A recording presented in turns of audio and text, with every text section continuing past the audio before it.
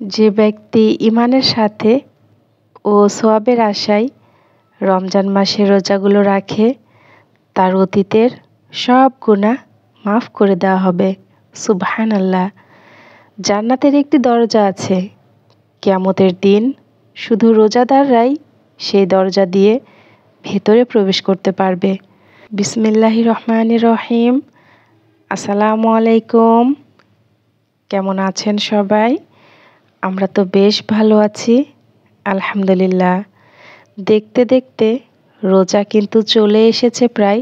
আর মাত্র হাতে গোনা কয়েকটি দিন, তারপরেই কিন্তু শুরু হয়ে যাবে রমজান মাস। তো আমরা সবাই মন থেকে খাস নিয়ত করব যেন সমস্ত রোজা আমরা রাখতে পারি ইনশাআল্লাহ। এখন কিন্তু আমি গাজরের খোসা ছাড়িয়ে গাজরগুলো কেটে নিচ্ছি।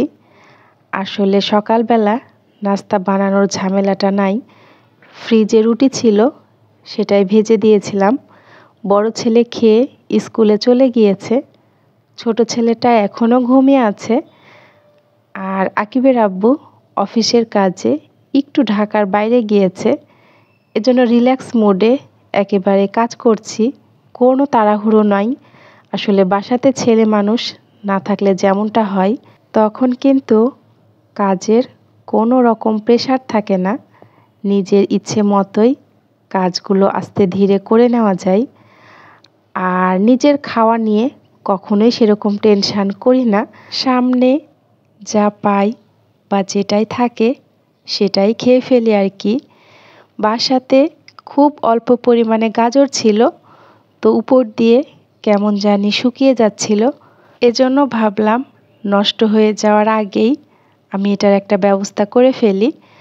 তো কেটে নিয়েছিলাম, তারপরে এখানে গরম পানিতে অল্প কিছুক্ষণ আমি চুলাতে রাখবো।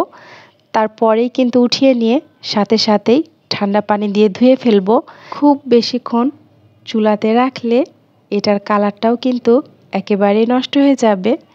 আচ্ছা, কাজ তো করছি, তো কাজ করতে করতে চলেন আপনাদের সাথে কিছু কথা শেয়ার করি। রমজান মাস মানে আমরা তো কম বেশি সবাই জানি, তারপরেও আমি আবারও রিপিট করছি। রমজান কিন্তু একটা আরবি শব্দ। এ মাসে মুসলমানরা ফরজ রোজা পালন করে। মুসলমানদের কাছে রমজান মাস বিশেষ বৈশিষ্ট্যের কারণে অন্য মাসের তুলনায় বেশি গুরুত্বপূর্ণ মাস হিসেবে পরিচিত। মুসলমানদের কাছে এই মাসটা বিভিন্ন নামেই পরিচিত। কেউ বলে সিয়াম সাধনার মাস, ধৈর্যের মাস, রাত জাগার মাস, দোয়া কবুলের মাস। আবার কেউ কেউ বলে রহমতের মাস, কল্যাণের মাস, মাগফিরাতের মাস এবং জাহান্নাম থেকে মুক্তির মাস। পবিত্র কোরআনুল কারিমে অন্যান্য মাসের তুলনায় এ মাসটিকে কিন্তু শ্রেষ্ঠ বলা হয়েছে। এখানে কিন্তু 10:30টার দিকে আকিবের আব্বু বাসাতে চলে এসেছে। সে কক্সবাজার গিয়েছিল, তো যা কিছু নিয়ে এসেছে সব কিছুই আমি বের করে নিচ্ছি। তেঁতুলের প্যাকেট বেশ কয়েকটাই নিয়ে এসেছে, আর এই তেঁতুলগুলো খেতে কিন্তু একেবারে মিষ্টি। বাচ্চাদের জন্য চকলেট, আচার এগুলো নিয়ে এসেছে। তো সব কিছু বের করে আমি গুছিয়ে রাখছি। রমজান মাসে পবিত্র কোরআন মাজিদ নাজিল করা হয়েছে, যা আমাদেরকে সঠিক পথ দেখায় এবং সত্য মিথ্যার চূড়ান্ত ফয়সালা করে দেয়।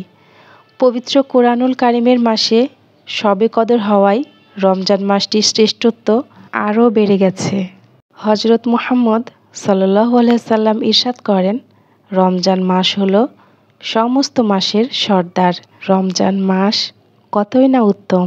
এ মাসে জান্নাতের দরজাগুলো খুলে দেওয়া হয় আর জাহান্নামের দরজাগুলো বন্ধ করে দেওয়া হয়। শয়তানগুলোকে শিকলবন্দি করে রাখা হয়। আচ্ছা, এখানে কিন্তু আমি রান্না বান্না শুরু করে দিয়েছি।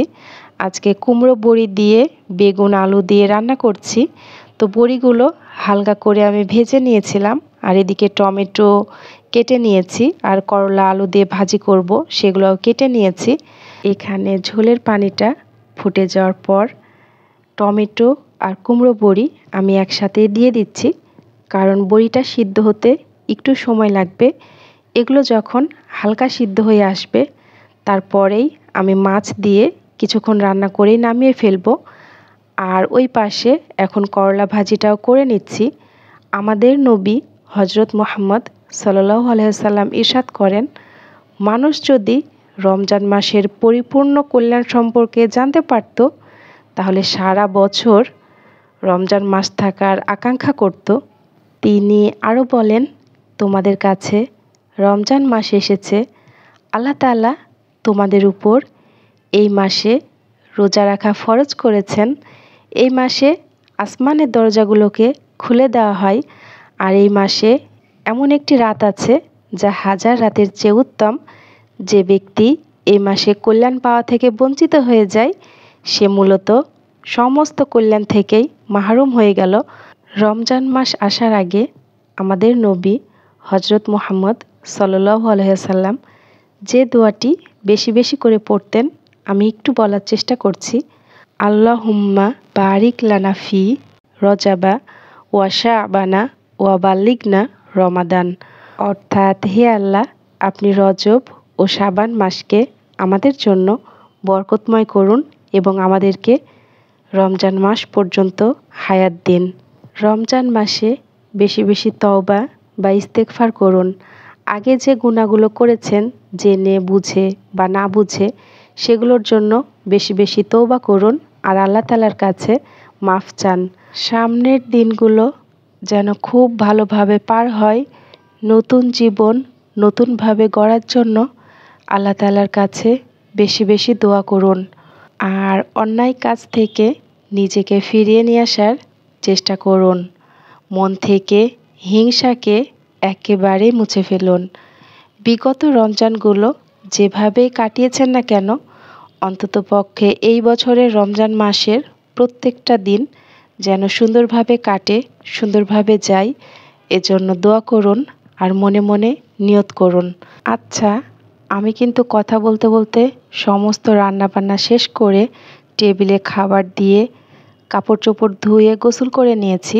তারপরে দুপুরের খাবারটা আমিও খেয়ে ফেলেছি। এটা কিন্তু বিকেলবেলা। ঠান্ডা হয়ে যাওয়ার পর গাজরগুলো এভাবে করে প্লেটে আমি রেখে দিয়েছিলাম আর এখন বক্সে করে ভরে রেখে দিচ্ছি। এভাবে করে রাখলে পরবর্তীতে সুবিধা হয়, একটার সাথে একটা লেগে থাকে না, যতটুকু দরকার বের করে ব্যবহার করা যায় আর কি। তো বাচ্চারা কয়েকদিন ধরেই ফুচকা খাওয়ার আবদার করছিল। বাসাতে শসা ছিল না, এজন্য আর বানানো হয়নি। এখানে ডিম আর আলু কিছুটা লবণ দিয়ে আমি সিদ্ধ বসিয়েছি। কালকে বিকেলে নিচে গিয়েছিলাম শসা নিয়ে আসার জন্য, ওদের বাবা বাসাতে ছিল না, এজন্য আমি গিয়েছিলাম।